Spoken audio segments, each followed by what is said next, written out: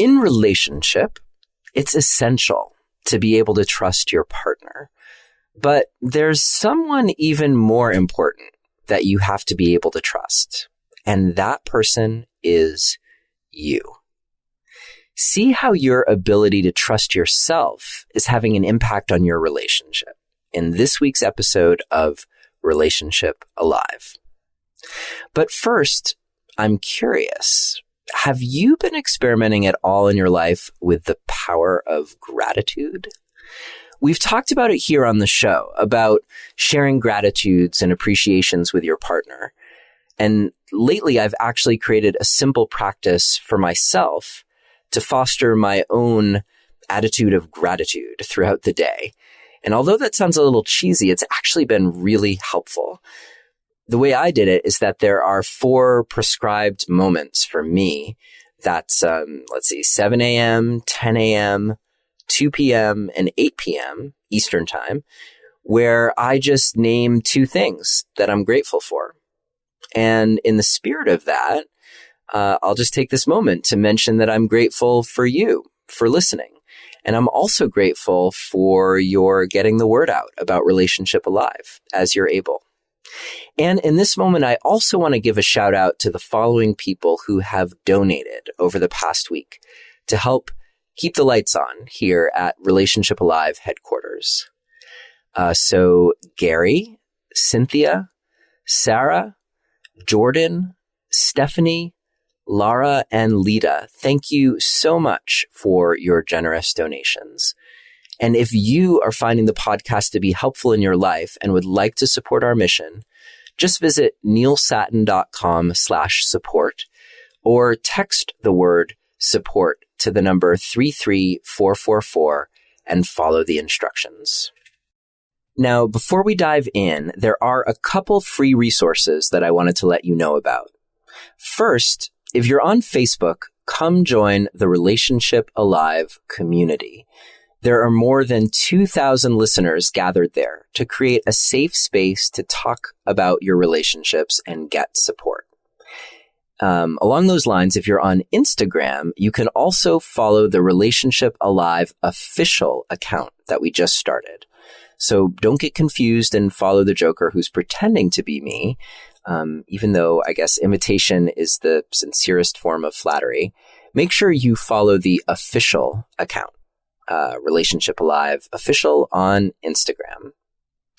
Also, if you haven't yet downloaded my free guide to my top 3 relationship communication secrets, you can get it by visiting neilsatin.com/relate or texting the word relate to the number 33444.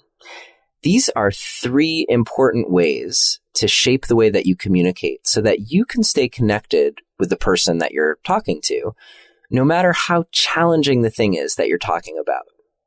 Anyway, the guide is free and it will make a difference in how you communicate in all your relationships. So just visit neilsatin.com/relate to get it. Okay, I think that's it. Let's get on with the show. Hello and welcome to another episode of Relationship Alive. This is your host, Neil Satin. It is episode 161 of the show. And I have to say, I really like that number.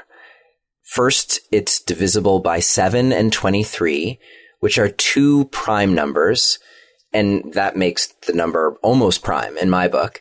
And, well, now you have a little glimpse into just how my mind sometimes works. Chloe and I actually send each other pictures of cool numbers on the car's odometer. You know, like 181,181 miles, things like that. Or mile 1, 2, 3, 4, 5, 6.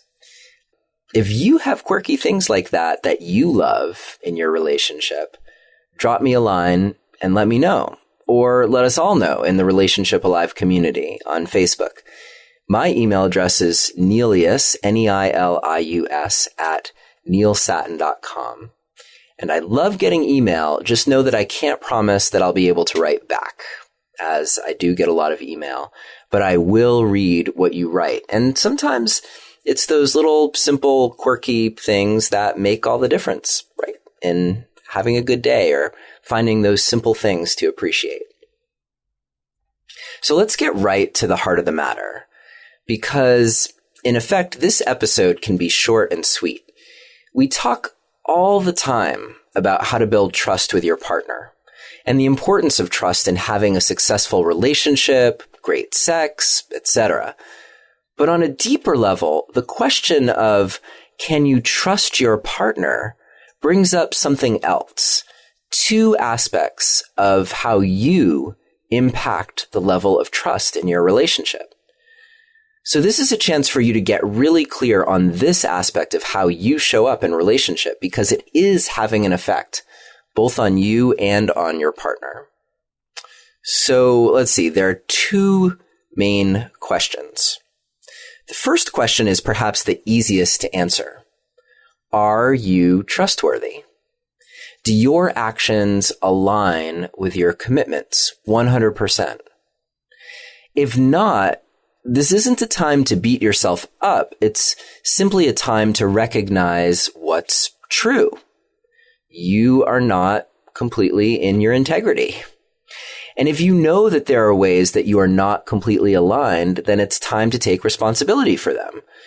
Throughout your day, you can ask yourself, is what I'm doing right now aligned with my commitments, aligned with what I say that I want, aligned with how I would expect my partner to act in a similar situation? If the answer is no, then what that tells you is that you have work to do.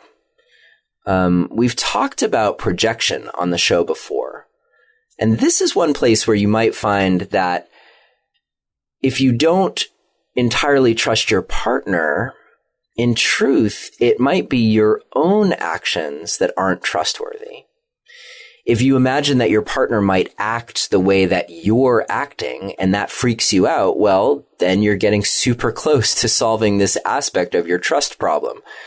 So take this opportunity to get really clear on where you are not being trustworthy, trustable, and apply yourself to bringing your integrity back online, and then see what impact that has on your relationship.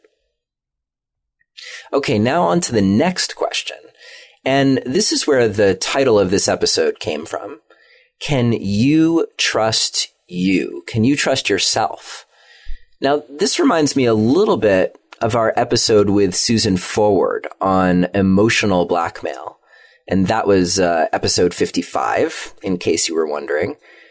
One of her key strategies for defeating emotional blackmail, so someone taking advantage of you, using your emotions to manipulate you, was to have the mantra, I can handle this, as a way of freeing yourself from the illusion that you might suffer consequences that you can't handle when you make boundaries in toxic relationships. I can handle this. Or maybe she says something like, even this I can handle.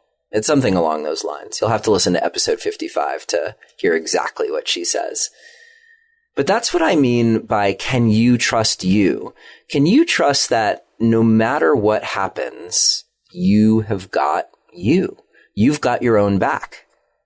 So feel into that question and look for the deeper answers.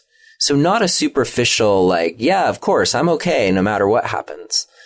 Can you feel whether or not there are any places where you actually are fearful that you might not be able to handle something in your relationship or in your life? These are places where you might resist change because it might force you to confront something about yourself, or it might force you to confront something about life. It's important to recognize that these places exist, because if there are places where you don't trust you, then that could also be creating ways in which you either project a lack of trustworthiness onto your partner, or where you act in ways that make it more challenging for your partner to trust you. Or if there's an underlying fear that's permeating your connection and that's activating your primal brain, well, that's going to keep you in a low level of being triggered. That could escalate really quickly whenever something in your relationship just lightly brushes up against your danger spots. So, can you trust you? Can you trust yourself to get through whatever comes your way? To be resourced? To actually experience pain or discomfort and to get through it to the other side? That's what creates the healing, the strength, the resilience from actually going through the challenging moments, not denying them or trying to control them out of existence, but by going through them. And if you discover that you don't fully trust yourself in this way, what would you need to be able to experience, or how would you need to be able to grow in order to develop that trust?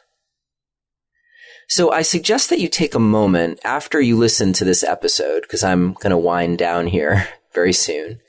Take a moment to write down your answers to that question, because writing, literally writing with a pen and paper or pencil if you're old-fashioned, I guess you could use chalk and a slate if you're really old-fashioned. If you're able to actually write, that does activate different centers in your brain that make it easier to get at insight and to connect with your inner resourcefulness. Now, if you can't write by hand, that's fine too. Just type or speak into your voice recorder. Whatever it takes to actually go through the nuances of your answer to that question. Can you trust you? And if there are moments where you can't, or are places where you can't, then what would you need to be able to experience, or how would you need to be able to grow in order to develop that trust?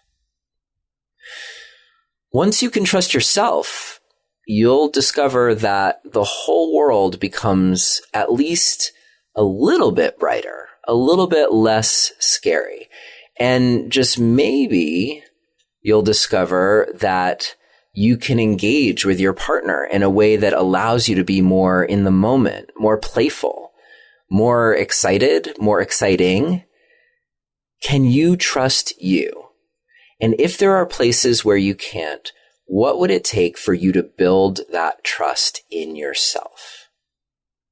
That's the question that I'm going to leave you with today. I'm looking forward to seeing you next week, where we will have as our guest Betty Martin to talk about the wheel of consent and how different aspects of consent can lead you into fun, new, erotic territory. Until then, take care and build that trust where it counts most, with yourself.